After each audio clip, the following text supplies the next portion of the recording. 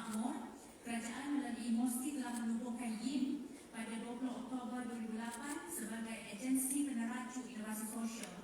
Sebagai peneraju inovasi sosial dengan lebih 6,000 inovator, YIM telah menggerakkan pelbagai inisiatif yang berimpak ke seluruh Malaysia dengan melaksanakan penjejakan inovasi atap umbi yang mempunyai nilai pasaran bagi meningkatkan pendapatan berterusan kepada masyarakat luar bandar khususnya, dan antara peranan YIM adalah menjadi pemangkin bagi ekosistem inovasi, mewujudkan mekanisme sokongan yang mampat untuk jangka panjang, mengubah perspektif masyarakat tentang inovasi, dan akhirnya mengubah sumber daya dalam ekonomi, sosial dan alam sekitar.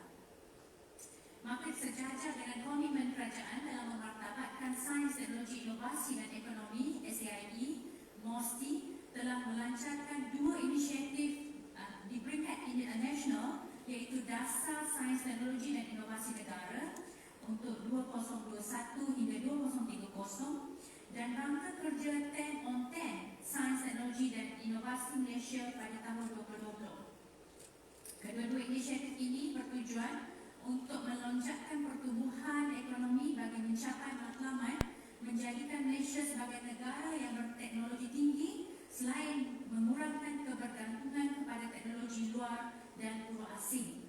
Di bawah di STIN, MOSTI telah menggariskan beberapa strategi termasuklah memacu inovasi sosial untuk memanfaatkan oleh golongan terpinggir dan kurang bernasib baik, serta mewujudkan program pembudayaan dan pengaplikasian teknologi di kalangan masyarakat setempat. Ini termasuklah penyaluran geran pembangunan, penyediaan hak inovasi ruang mereka di kawasan luar bandar dan kerjasama dengan semua pihak menerusi pendekatan Quintuple Helix. Ia adalah sejajar dengan moto MOSTI sendiri yang mahukan merakyatkan sains, menginsafkan teknologi di kalangan rakyat Malaysia. Oleh itu, saya mengucapkan sekali lagi terima kasih kepada saudara pengajar majlis. Sekali lagi, Assalamualaikum warahmatullahi wabarakatuh dan selamat pagi dan salam keluarga Malaysia. Jadi sebelum kita memulakan sesi perbincangan kita pada hari ini, izinkan saya memperkenalkan terlebih dahulu ahli-ahli panel kita pada pagi ini. Ahli yang pertama adalah Encik Ezra Tan. Panel kita merupakan seorang usahawan muda, memang muda, yang berjaya dengan pengalaman selama 13 tahun di dalam bidang perniagaan. Encik Ezra Tan merupakan Ketua Pegawai Eksekutif Kairos Group yang memiliki pengalaman dalam bidang pertanian di Sarawak, telah melihat potensi penanaman smart farming vanilla menerusi syarikat beliau. Encik Ezra telah mendapat pengiktirafan daripada The Malaysian Book of Records sebagai ladang vanilla pintar yang pertama pada Oktober 2020. Beliau juga merupakan finalis top 30 di Creative Young Entrepreneur Award oleh GCI Malaysia pada tahun 2021 dan terpilih sebagai Entrepreneur of the Year pada tahun ini di Nehemiah Project Amerika Syarikat. Maka tanpa melengahkan masa, dijemput untuk Encik Ezra Tan dengan pembentangan beliau. Silakan.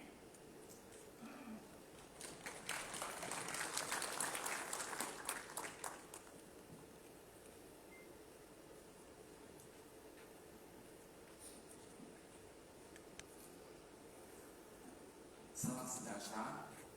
I'm Ezra. Silakan hall ini untuk izinkan saya guna English bagi ceramah saya. Harap maaf. And this morning I would like to thanks to YIM, Dr. Shamila, and also MOSTI, and for this wonderful event. So this morning we'd like to have a slight introductions for Kairos. For Kairos, the first one, I think early in the morning, we'd like to show you this photo. Vanilla. So I guess a lot of people will think of vanilla, will think of ice cream, think of something romantic, sweet, and when you sit and go and grab some ice cream and you will be very happy. So vanilla, a lot of people think that it's white color, right? Anyone think it's white color? No. Okay, then some of it shake the head. Yes, vanilla is not in white color. Vanilla is in black color. in black. So you see a stick on the PPT there. So there's a black stick, there's a vanilla. So for vanilla, a lot of people think that it's only can grow in other countries, but the answer is no. Malaysia also suitable for vanilla growing. So let's look at the global market of vanilla. So for the global trade of market trade of vanilla, it has US dollar 1.47 billion on 2018. And the biggest exporter is Madagascar. You can see Malaysia in the chart yet. But Malaysia currently we are exporting around 0.2%. So we still have room to grow. So but the problem statement of vanilla industry, this industry, we have three major problems in the whole world. The first, sustainable or ethical. Why I say that? United Nations already mentions in the report, and even UNICEF also mentioned in the report that for the Madagascar vanilla, whether they have ethical or not, because that include, they have the issue of child labor and child abuse. So that's the first issue. The second, for the conventional yield, only 40% because of the weather of the typhoon they're having in the Madagascar, Indonesia, and affect the yield only 40%. The third, because of these two issues, vanilla is the scarcest goods in the world. So this is the three major problems of the vanilla industry. Today, we would like to introduce you to Kairos. Kairos, we are the first and largest smart vanilla farm in Malaysia. We have these three things. First, we are in Malaysia. We are very blessed. We have a very good and fertile land and nice shelter because we get cover, we don't have big typhoon in Malaysia. Second, we have our patent technology will help the growing of vanilla under the greenhouse. The third, transport cost. Why I say that? Because Madagascar is distant from Malaysia. And Southeast Asia itself, we have Japan and Korea that are using vanilla. And we're able to export to those Southeast Asian countries that they can reduce their transport costs at least 50% because Madagascar to Japan and Malaysia to Japan, I guess Malaysia will have a better positions for the transport costs. So for these three reasons, our vanilla in Malaysia, we get the comment from top listed Japanese fragrance company. They say that your vanilla already get a basic quality, conditions, and safety for Japan. That's number one. Number two, we have a high competitiveness in terms of smell compared to neighboring country. I don't put it so sensitive because I worry later got video or photo show up. I don't show. Actually, the neighboring country means Indonesia. The third one, we will be accepted in Japanese country. So because of this, a youngster like me, I'm bringing a team of young people that will jump into this farming industry. I guess when I woke up, you all will think that I don't look like a farmer. Well, a farmer don't look like this, but yes, I'm a farmer. So for this, before I go into detail, let me introduce a little history of Kairos. Actually, we started from Kuching, 2017. So for this, I started to acquire one mushroom farm to provide job opportunity to single mom. That's my first project. But I did not expect the first project to be success, and we have a second farm and third farm. We acquired a vanilla farm. From there, because of the vanilla farm already produced, when we want to sell to Japan, and Japan give us the comment just now that I show you. Because of that letter, I talked to Penang State Government because I'm Penang, right? That's why I talked to Penang State Government to lease us a piece of land so that we can start a smart vanilla farm in Penang. So that is how we started Penang farm in 2020 February, a month before M0 1.0. But we did not stop there. We continue our journey to press it on, and on August we start our whole farm. And this is how our farm looks like now.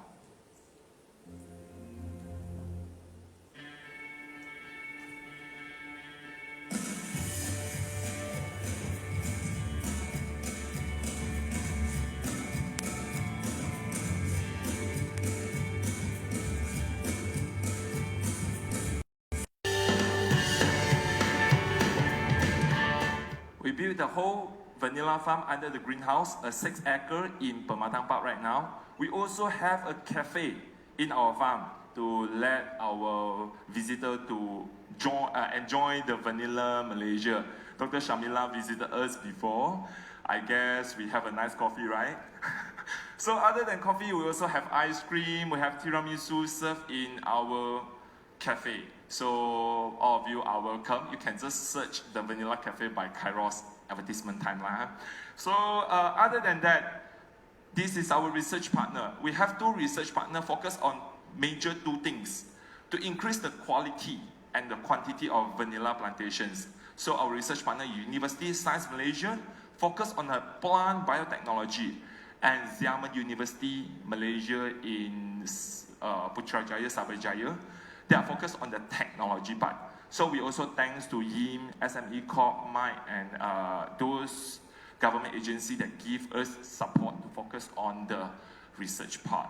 So what we involved in Dr. Shamila, I guess we met on 2020 through Zoom, and then we present our home concept, and then we have this project we call Kairos Vanilla Portable Module. What it is we invent this modular to help B40 family to plant 6 this pillow, as you see, in their backyard, so that they can have a side income. So we have these ideas because we want to achieve our visions. So we will mention our visions later. So now our beneficiaries that get benefit from YIM and SME Corp is SMK Berapik, because we are helping the school to educate the youngster about farming and agri-tech, because I guess we need to seriously look into farming for our next generations. So we supply that material, we give them the technology, we train them, we have a guarantee buyback scheme, and also we create a support group for those planters. So we hope that by increasing, because vanilla is not something that hard to take care, they only need to spend 1 hour a week to take care of this vanilla plant, and then they can have side income 3,000 to 5,000 3 years onwards. So this is what we are doing for our CSR project. And because of this, we registered ourselves in Magic as a social enterprise. So this is our visions. We hope Kairos, we're able to promote vanilla Malaysia globally, at least 10% of the global market trade. Why vanilla Malaysia? Is not only vanilla Kairos, because we need to make our country proud of another goods other than palm oil, other than our current or durian. I guess vanilla is something that we already get the compliment from other country buyer. They said that our Malaysia vanilla is good, so might as well we brand this as Vanilla Malaysia. And our missions, we want to grow a sustainable and ethical produce the vanilla crops. We only produce these, ethical and sustainable, to achieve the goal. The second, to leverage on the agri-tech to drive more young people into this agribusiness. And third, we hope to create a job and improve the living standard of B40 and disadvantaged group to meet the UN SDG and ESG goal. So also because of this, we get some awards, and our Kairos presentations is until here. Thank you very much. You're welcome, J. Ezra. So we can see that there is a potential for Kairos agriculture to grow, and in fact, the vanilla of Malaysia, we should put the geographical index on that vanilla Malaysia, so that I think very interesting. And then maybe you should also share with the audience how much is this cost. Maybe after this you can ask the secretariat to give some token if the right answer be given by the audience. So anyone that yeah, you can guess how much this costs. This is all the pots of vanilla. Anyone? This is 500 grams. 500 grams, right? Yeah. Yes, 500. Don't browse into, don't Google, yeah? Be honest. They are doing yes, Google now. Ma'am. 50 ringgit. 50 ringgit. I think Ezra won't do this if 50 ringgit cost to him, price to him. Anyone? 1,000. Yeah, you're almost there. I think Almost that there. is the right number. What? 500 grams is cost 900 ringgit. Yes, now. 900 ringgit for So this you pack. can see that with 1 hour you spend in your farm, then you can grow like this, the pots for up to 3 years, right? Yeah. So then the lifespan is also about 3 years, 15 years. 15 years. So you can freeze it and then you can sell it like a gold. So okay, lepas ni semua orang akan jadi farmers untuk vanilla pula lah. Okay, so terima kasih pada Encik Ezra di atas pembentangan yang amat menarik itu. So a big applause to you. So kemudian mari kita kita perkenalkan kepada ahli panel kita yang kedua yang tak kurang hebatnya. Beliau merupakan seorang pensyarah dan innovator akar umbi.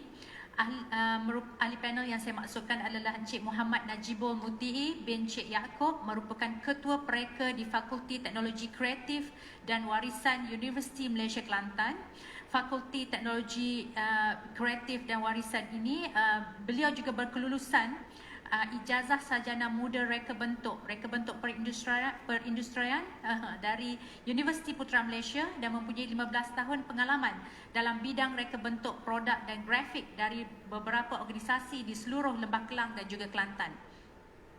Tugas utama beliau di UMK adalah mengetuai design team dalam menghasilkan pelbagai jenis rekaan untuk kegunaan fakulti dan universiti seperti rekaan grafik, produk cenderamata, fotografi dan juga videografi. Beliau mempunyai kemahiran dalam mengendalikan perisian-perisian komputer untuk menghasilkan rekaan berbentuk 2D dan 3D serta banyak terlibat dalam mengendalikan kursus-kursus reka bentuk kepada para pelajar sekolah, mahasiswa universiti dan juga para guru. Antara pengiktirafan yang pernah diperolehi adalah memenangi pertandingan Malaysia Inovatif kategori pereka muda, anugerah pentadbir gemilang masti, pingat emas dan anugerah khas di International Invention, Innovation and Technology Exhibition ITEX, pingat emas di International Conference and Exposition on Inventions by Institutes of Higher Learning Pencipta, pingat emas di Malaysia Technology Expo MTE dan banyak lagi. Jadi tadi saya sempat bercakap dengan mentor beliau ya di sini. Kita lahirkan seorang innovator daripada non-technical ya, non-technical. Ya, is it? Itu orang yang maksudnya non-technical lah ya, orang yang tidak begitu maksudnya di dalam tak berada di dalam lab.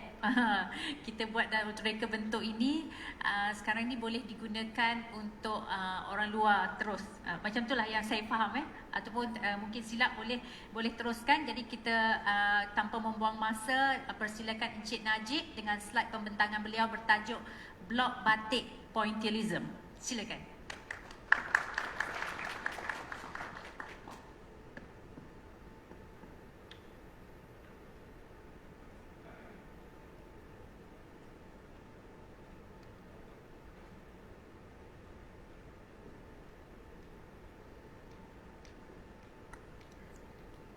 Testing.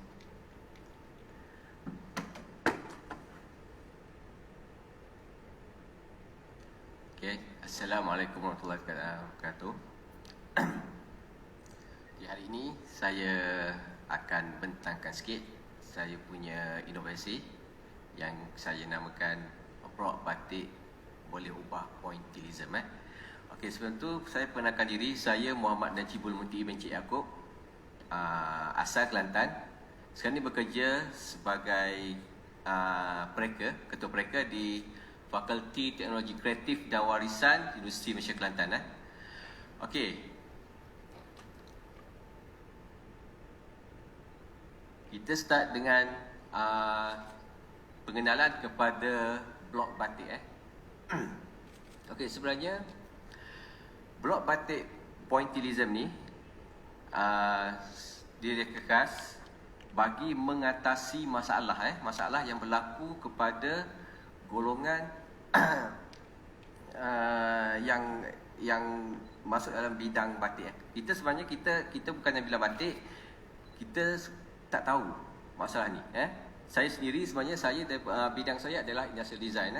So kita sebenarnya tak ambil tahu pun masalah yang berlaku, apa masalah yang berlaku pada industri batik, betul tak? So bila kita berjurus kepada bidang batik, baru kita tahu ada masalah yang kita boleh tolong, kita boleh solve problem dalam industri batik. Contohnya, dalam batik kita ada banyak jenis batik kan. Di Malaysia kita ada batik canting, batik blok ataupun silk screen. So sekarang ni kita untuk projek ni saya fokus kepada batik blok. Kenapa? Kerana di Malaysia sekarang ni amat kurang batik yang kita asal daripada batik blok. Warisan kita ada batik canting, batik blok, tapi batik blok sangat kurang. Sebab apa? Bukan sebab masalah orang batik tak dapat buat. Masalahnya banyak berlaku adalah kepada pencipta ataupun orang yang membuat blok batik itu sendiri. Itu masalah yang kita dapat detect. So dengan adanya batik blok ni, dia adalah inovasi kita nak introduce kaedah baru kepada para pengusaha batik untuk menghasilkan produk batik mereka. Kerana apa? Kerana blok batik yang dihasilkan menggunakan tenaga kepakaran manusia sendiri. Contohnya, kalau kita nak buat batik, dia dua bidang berbeza. Satu kalau untuk blok batik, satu bidang adalah untuk hasilkan blok batik itu memerlukan kepakaran besi. Orang yang mahir untuk factory menggunakan material metal, tembaga untuk hasilkan blok batik. And then satu lagi bidang adalah batik itu sendiri untuk macam mana kemahiran dia untuk cop batik.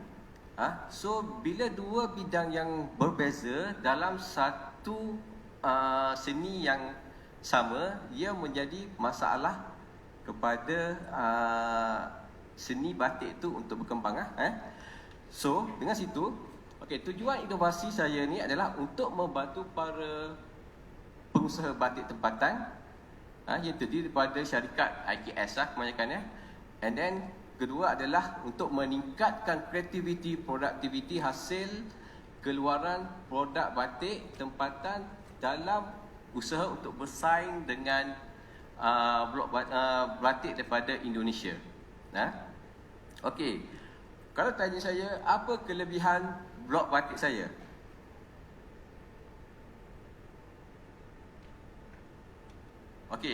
Pertama, blok batik yang saya hasilkan, kita menggunakan konsep paku. Kenapa? Kita nak kembalikan asas batik itu sendiri. Kalau tuan-tuan dan puan-puan tahu, batik adalah berasal daripada dua perkataan Jawa. Mbah dengan tik. Iaitu mbah bermaksud pekerjaan yang aktif, and then tik bermaksud titik. So gabungan dua perkataan ini adalah menghasilkan seni menitik sebenarnya untuk hasilkan batik. So dengan adanya konsep paku sebagai titik, kita dapat mengembalikan asas batik itu sendiri untuk pattern, sebagai pattern batik. Kedua, blok batik pointillism ni adalah sebenarnya kita nak mengalih kebergantungan kepada kepakaran manusia untuk hasilkan blok. Sebab ada isunya adalah kalau sekarang ni di Kelantan sekarang ni hanya ada seorang saja pakar yang boleh buat blok batik. Dan still lagi bagi servis untuk menghasilkan blok batik kepada pengusaha batik. Bayangkan seorang ni untuk cover satu negeri. So memang tak sempat lah. So maknanya pembatik perlu menunggu masa yang lama untuk dapatkan blok batik mengikut design yang mereka nak. And then ini mana dengan situ, itu adalah menjadi satu punca kenapa banyak pengusaha batik terutama di Kelantan sekarang ni beralih arah dengan hanya menggunakan batik canting saja untuk hasilkan karya mereka daripada menghasilkan batik blok. So tidak, saya kalau tidak dapat nafikan mungkin kalau benda ini kita tak usahakan untuk mengatasi masalah ni, mungkin 10 tahun, 20 tahun akan datang, seni warisan batik blok kita akan pupus. So untuk mengatasi masalah itu, saya sendiri dengan beberapa tim di UMK telah mengambil inisiatif untuk mengalih kebergantungan kepada kepakaran manusia untuk menghasilkan blok batik kepada mesin. So kita hasilkan blok batik dengan menggunakan mesin. Itu adalah tujuan utama kita. Okey, keduanya sekarang ni pengusaha batik tak nak menghasilkan batik blok. Salah satu punca adalah kerana kos yang agak tinggi. Kerana apa? Sebab satu pattern blok batik hanya boleh menghasilkan satu design saja. So maknanya kalau pembatik atau pengusaha batik hendak menghasilkan 10 design dalam masa sebulan contohnya, dia perlu menempah 10 blok batik untuk design mereka, untuk hasilkan karya mereka. And then satu blok batik mungkin boleh pergi kos sebab sekarang ni kos untuk hasilkan blok batik memerlukan kepakaran dia, sebab dia punya design ada sangat detail so mungkin mengambil masa sampai 300-400 satu blok. So kita dengan itu belum tentu dapat jual lagi dia punya design mereka. And then satu lagi masalahnya adalah design trend cepat berubah sekarang ni. Kalau kau tengok kan, hari ni kita pakai baju satu pattern kan, duduk seminggu 2 minggu pattern dah berubah. And then pengusaha batik terpaksa ikut arus supaya dia punya produk dapat survive di pasaran. So maknanya kalau di satu kilang di Kelantan tu, di kilang mereka penuh blok batik, sebab mereka dah buat blok batik ni selama dah lebih kurang 50 tahun di Ayu Fashion di Tumpat Kelantan. So dia tunjuk penuh dia punya blok batik sebab dia terpaksa tempah blok. So untuk mengatasi masalah tu, blok batik yang saya hasilkan ini, kita buat dia dalam satu blok kita boleh hasilkan pelbagai jenis design. Pembatik hanya perlu menyusun saja paku untuk menghasilkan design yang berbeza. Kalau tengok dekat skrin tu, macam mana kita daripada satu design kita nak hasilkan design lain, kita just buka cover and then kita susun sendiri paku tu. Paku dalam slot-slot yang dah ada dalam blok batik itu sendiri. So dengan adanya inovasi ini, dia dapat membantu pengusaha batik mengurangkan kos yang terpaksa ditanggung oleh mereka untuk menghasilkan desain batik. Itu adalah salah satu tujuan utama kita hasilkan blok batik pointillism ni.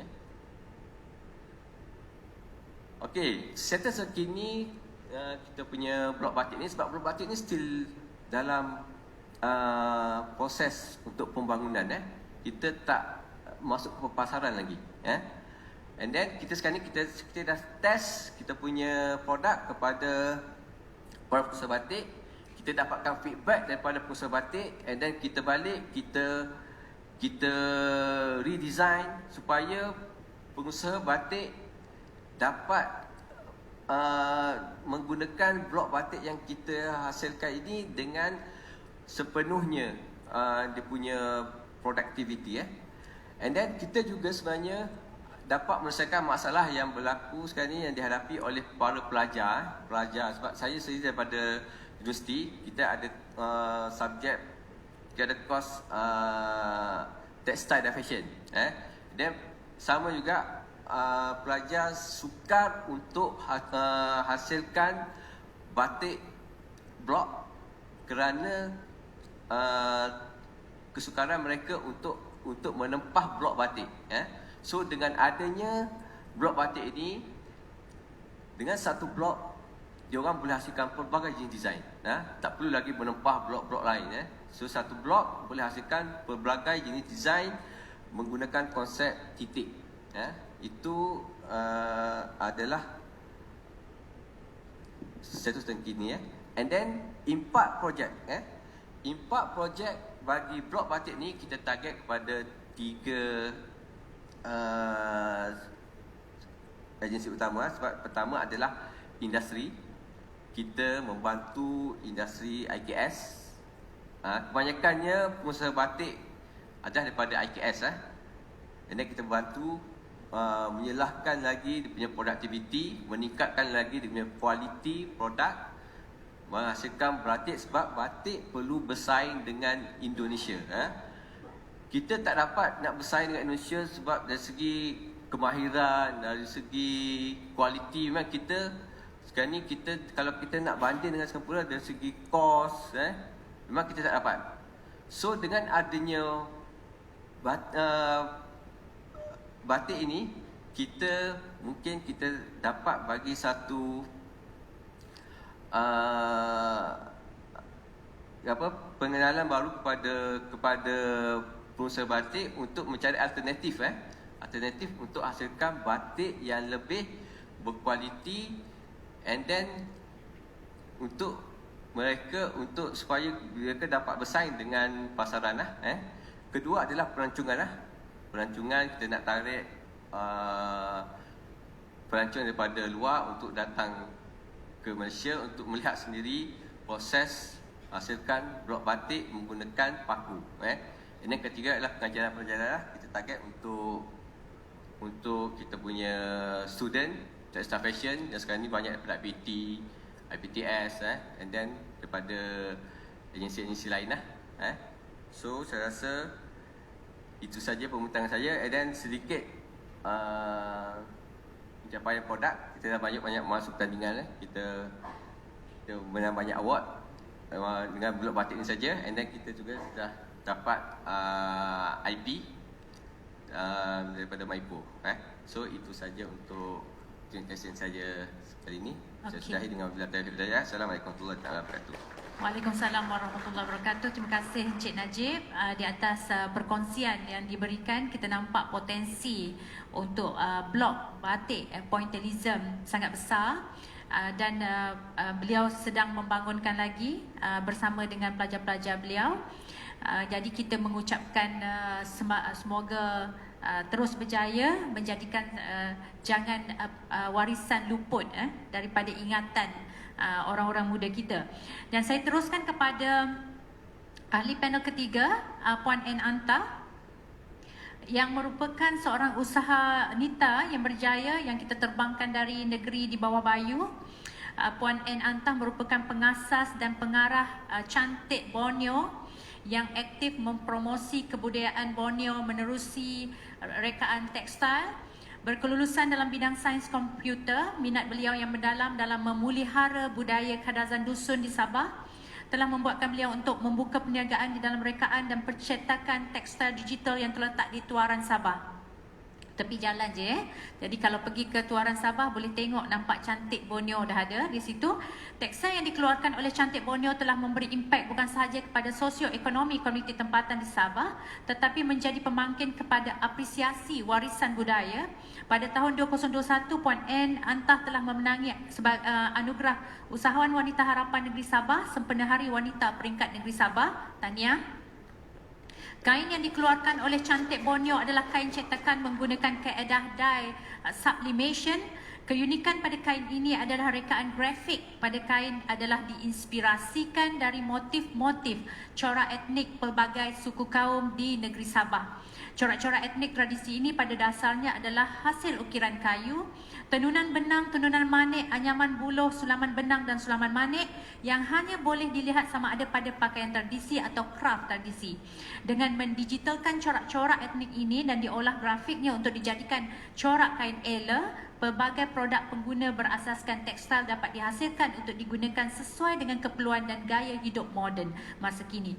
Kain corak etnik ini bukan sahaja menggambarkan identiti si pemakai, tetapi ia juga dapat memperkenalkan warisan budaya yang semakin dilupakan. Dengan ini saya menjemput Puan N. Antah untuk membentangkan slide beliau. Silakan.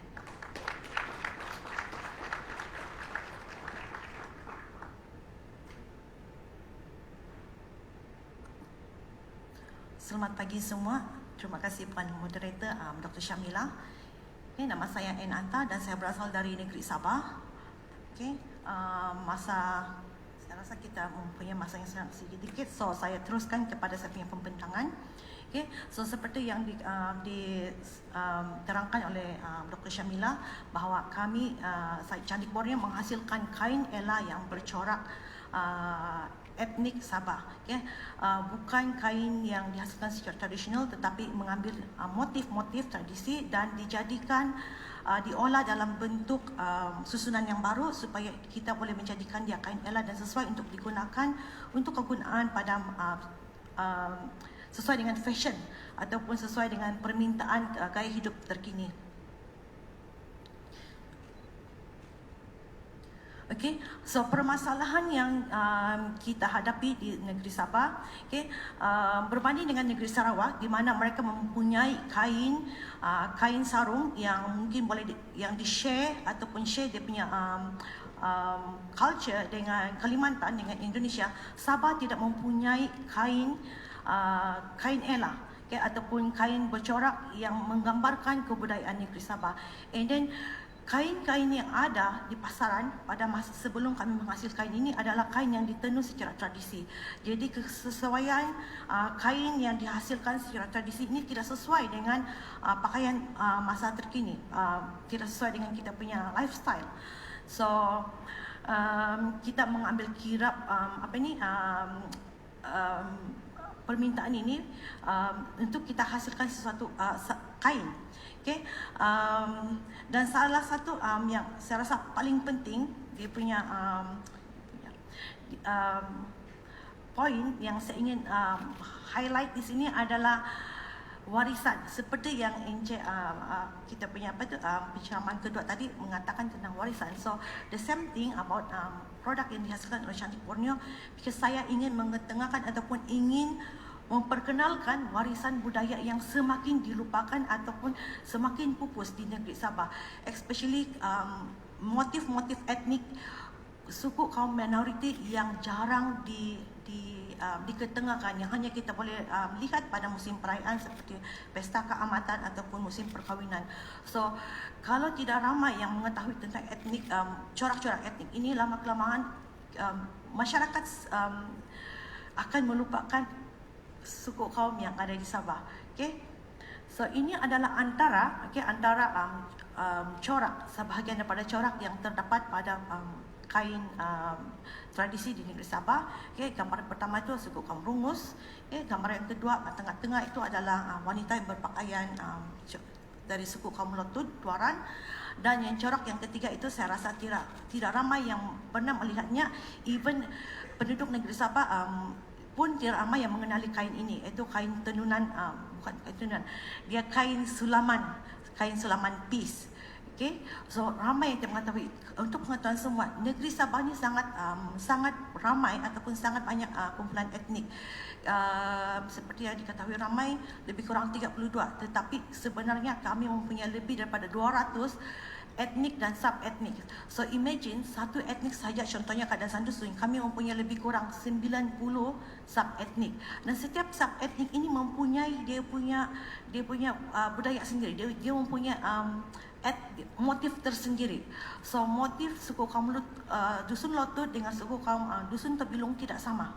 Okay, tidak sama. So bila tidak ramai yang mengenali, so basically when we don't never see all this subsequently in 10 years from now, 20 tahun dari sekarang, warisan-warisan ini semua akan dilupakan. Okay? Okay, so ini adalah kaedah penghasilan pakaian tradisi negeri Sabah. Okay, so far kami ada 6 kaedah utama untuk menghasilkan kain tradisi ini. Tetapi kain-kain tradisi ini mengambil masa yang sangat lama untuk dihasilkan. Okay, jadi bila mengambil masa yang dihasilkan, tidak ramai yang ingin berkecimpung untuk ataupun bukan saja berkecimpung, tapi tidak ramai yang ingin mempelajari macam mana untuk menghasilkan kain-kain ini. Jadi bila tidak ramai yang menghasilkan kain ini, corak-corak pada setiap kain ini tidak lama kelamaan akan pupus. Okay, so kaedah yang kita gunakan ataupun apa yang Cantik Borneo telah lakukan adalah kami memperkenalkan pendigitalan motif etnik. Okay, macam yang dalam gambar ini adalah salah satu motif pada kain dastar. Okay, kain dastar yang dihasilkan oleh suku kaum Iranun. Okay, dan kita cetak, okay, kita ambil motif-motif tersebut, kita olah dalam susunan yang baru dan kita cetak, okay, kain ini supaya motif-motif ini pada kain. So ini adalah antara hasil yang dihasilkan, kain yang dihasilkan oleh Cantik Borneo. Okay. Dan kalau kita lihat pada gambar ini, terdapat banyak corak yang pelbagai. Okay, dan corak-corak pelbagai ini terdiri daripada mewakili suku kaum yang ada di negeri Sabah. Okay, so apa yang kami lakukan, apa yang significance, okay, kepada daripada kain yang dihasilkan oleh Cantik Borneo. So basically kami support perkembangan industri, terutama sekali dari industri fashion, di mana pada masa kini mereka boleh menggunakan kain yang dicetak oleh Cantik Borneo untuk menghasilkan pakaian yang beridentiti. Okay, ini adalah antara hasil yang dihasilkan oleh pengusaha, okay, yang menggunakan kain dari Cantik Borneo. Okay, ini adalah antara produk, okay, yang dihasilkan oleh pengusaha-pengusaha, okay, yang mengambil kain dari Cantik Borneo. Okay. Okay, selain pada itu, kain-kain yang kami hasilkan juga boleh dijadikan bed runner, okay, untuk hiasan hotel. So basically we give impact not only to the tailors but also to the industry, tourism industry. Okay. Basically kami impact whoever yang mempunyai keperluan untuk penghasilan tekstil. Okay, so ini adalah salah satu kejayaan kami punya pengusaha. Okay, kami empower local community. So basically, I think Cantik Borneo has changed the economy of the local Sabahans. Okay, not only the economic, but we also change the way that people look at us at Sabah. Okay, kalau sebelum ini ramai yang tidak mengenali, ramai yang mungkin agak keliru which one is Sabah, which one is Sarawak. Tapi dengan penghasilan kain ini, saya rasa lebih ramai yang mengenali Sabah, because corak-corak di Sabah dia lebih berbentuk geometri berbanding dengan corak-corak dari negeri Sarawak, di mana dia lebih organik. So that's the main difference between us dengan negeri jiran kami, iaitu Sarawak. So sekian saja dari saya. Terima kasih. Okey, terima kasih Puan Ann. Kita nampak bahawa sebenarnya warisan tidak dapat dipisahkan juga dengan teknologi. Jadi saya teruskan soalan-soalan dari Slido. Jadi dengan ini kita sudah pun tamat pembentangan daripada ketiga-tiga panel kita hari ini, dan kita nampak bahawa tacit knowledge dan teknologi itu tidak dapat dipisahkan bagi tujuan-tujuan pengkomersialan dan juga pemeliharaan warisan. Jadi saya teruskan kepada masa tak cukup sangat ni. Jadi saya teruskan pada soalan Cik Ezra dahulu yang telah diberikan oleh audience. Terima kasih. Terima kasih. Dan kita perlukan lebih banyak soalan melalui di sini. Okey, dan soalan nombor 2 ya, iaitu soalan daripada Encik Hisham Haji Rahmat. Ministry of Education. Terima kasih Encik Hisham. Mr. Ezra Tan, apart from the innovative practices of Vanilla Malaysia, what other anticipated future innovative benefits do you foresee for vanilla planting business in Malaysia? Okay, thanks to Encik Hisham. I guess for this innovative benefit, other than what we're having right now, which is we can control the environment and also let it grow in the better environment because control environment. The next project that we're going to do is using LED light spectrum. So using LED light spectrum to promote the growth, flowering, fruiting and also post-harvest. So that's our next project that we are looking into for the R&D. So other than that, because vanilla is a plant that the flowering time is very critical. So we are now looking into the imaging projector that can help to identify and remind the farmer when they are doing the pollinations. Because if we miss one flower, means the flower will tell you, see you next year. So it's very critical. So I think this is a few things that will enhance. We still look into two benefits: increase the quality and increase the quantity. Yeah, thank you. Okay, maybe one more questions, just one go. How you go about with the technology of IoT, AI, and machine learning that can be give impact to the system of what you have now? Yeah, so the impact that we are looking into, like I said just now, we increase the quality and quantity. Other than these two, we can enhance the farmer skill. Because I guess all of us, we have the perceptions that farmer is 3D job, dirty, dangerous, and something that no one's want. But in order for us to inspire youngsters to come in, I guess technology is something that we can encourage young people. I guess we can help to enhance the farmer skill. They are not typical farmer, but we are smart farmer. So the third one, we can also reduce the gender inequality, because in typical mindset, farmer must be guy because of the limitations. But with a smart technology, everyone can be a smart farmer. Okay, good. Then maybe this innovation also can be replicated elsewhere in Malaysia. Yes. So, okay, thank you again, Mr. Ezra. We can go to Encik Najib. Okay, Encik Najib, untuk soalan daripada untuk kedua, okay, daripada Encik Hisham juga I pick up ya. Untuk kedua industri inovasi blok batik dan tekstil Borneo, so together, apakah kekangan utama yang dihadapi dan apakah penyelesaian efektif yang dilaksanakan? Satu, kekangan utama. Kedua adalah penyelesaian efektif. Silakan Cik Najib dulu. Okay. Terima kasih kepada yang bertanya. Okay, kekangan kita sebenarnya kita nak mengalih dia punya persepsi pembatik itu sendiri. Kebanyakan sebab dia dah pengalaman dalam 30 tahun, 40 tahun So kita nak, bila kita nak buat satu yang baru, dia kadang-kadang pembatik dia tak nak ikut. Dia tak nak ada pembaharuan dalam dia punya design. Sebab apa? Dia rasa dia dah tahu semua. Sebab kita pun baru lagi kan. And then so kita kena masuk dalam dunia mereka, kita kena try solve the problem dengan cara yang lembut lah. Sebab itu kekangan kita adalah untuk kita mengalih dia punya mind supaya dia boleh ikut inovasi yang kita hasilkan. Itu Okey, apa pula itu penyelesaian efektif? Penyelesaian efektif bagi produk saya ni adalah macam itulah. Saya biasanya kita minta pembatik try, and then kita tanya, okey tak? Apa yang perlu kita tambah?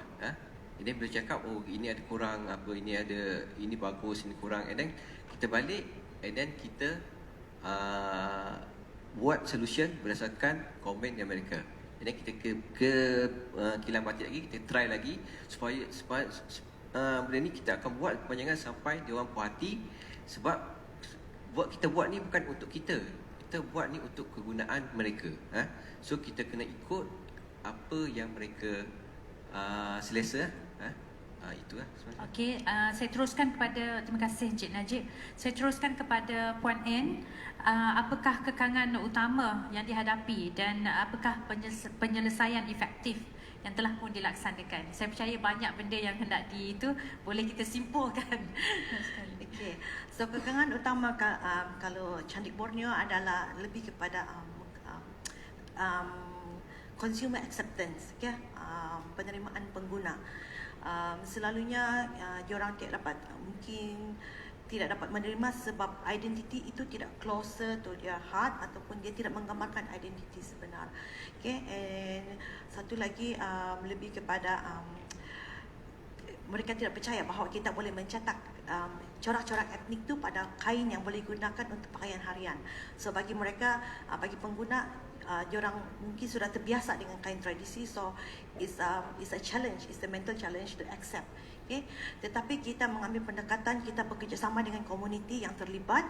Okay? Kita sentiasa berkomunikasi dari segi penghasilan, design atau perekaan, supaya design yang kita hasilkan closer to their heart dan menggambarkan the real identity of that community. So kita sentiasa mengambil perbincangan. So kadang-kadang perbincangan ini mengambil masa sehingga 6 bulan untuk menghasilkan sebuah karya sebelum kita keluarkan kain Ella ke pasaran. So kita ambil kira pandangan kita punya stakeholders, which is the community itself. Ya, saya percaya bahawa kedua Encik Najibur dengan Puan N, dia mempunyai pelanggan yang berlainan. Macam Puan N adalah pengusaha dan dia perlu menambat cita rasa pengguna, manakala Encik Najibur adalah untuk menambat pengusaha itu sendiri. Jadi technically mungkin berbeza tapi boleh share each other bagaimana untuk mengatasi masalah berikut. Last but not least juga di sini berkenaan dengan modernization. Mungkin untuk keduanya sekali, last dah habis dah masa, bagi kita sikit masa kecederaan. Untuk modernization of culture, dia merupakan dilution of the culture itself. Jadi daripada pandangan kedua pengusaha yang memegang warisan budaya ini, apakah pendapat daripada sudut hati masing-masing? Silakan Puan N dulu. Culture is, for me, culture, we should hold our culture to our hearts because that is our identity. Tapi untuk culture kita survive, I think is best. We cannot just hold on to the past, but we also need to embrace technology for it to survive because kita dalam era digital. Kalau kita selama-lamanya berpegang kepada kita punya masa lampau, mungkin kita tidak boleh bergerak. So for me, technology and culture should dia harus berjalan seiring. Okay? Kita perlu memperkenalkan inovasi dalam kita punya culture, tapi kita still preserve some things, but we need to introduce some suntikan yang baru lah. Okay, that's all from me. Silakan Jenab. Okey, bagi saya pula saya kalau dalam bidang batik ni, kita sebenarnya kita nak kekalkan warisan batik blok. Sebab kita untuk kekalkan warisan batik blok, sebenarnya kita memulakan orang yang tahu mengendalikan. Pertama adalah macam mana mengendalikan pembatik itu sendiri. Kedua, macam mana kita nak menguruskan hasil daripada pembatik supaya dia dapat diterima di pasaran. So oleh itu, kalau bagi saya, untuk hasilkan blok batik, untuk kekalkan warisan blok batik itu, kita perlu kekalkan inisiatif baru. Kita tak boleh bergantung kepada orang yang membuat blok. Sebab mungkin lepas ni tak ada dah orang yang buat blok. Sebab orang tak nak menggunakan pekerjaan yang mungkin kotor tangan kan. So memerlukan satu pekerjaan yang detail untuk hasilkan blok batik. So kita alih kebergantungan daripada penggunaan kepakaran orang untuk menghasilkan blok batik kepada mesin. Kita menggunakan mesin laser cutting untuk hasilkan blok batik. So maknanya kalau nak buat sebelum ni pembatik perlu tunggu sebulan, 2 bulan untuk hasilkan satu blok. Dengan adanya mesin mungkin tak sampai setengah jam kita dapat produce pada. Bagi jadi daripada segi efisiensi, saya rasa saya terpaksa tutup dah kerana sangat menarik. Maka untuk saya rasa selepas ini boleh berjumpa dengan panel-panel ini dan mungkin daripada segi ROI-nya, return of investment, bila kita mengubah cara sesuatu produk tersebut lebih kepada inovatif dan juga kepada commercialization, kena jumpa mereka, berapa yield yang mereka dapat, itu antara inilah antara mereka akan kongsikan mungkin di di tempat yang lain lah, another avenue. So dapat saya simpulkan di sini bahawa inovasi merupakan satu juga yang melonjakkan segala proses yang berkaitan, biasanya akan ada hubung kait dengan pengalaman mereka sendiri. Jadi dengan ini saya sudahi dengan ucapan terima kasih. Assalamualaikum warahmatullahi wabarakatuh, dan saya ucapkan selamat maju jaya kepada ketiga-tiga panel kita di sini. Terima kasih.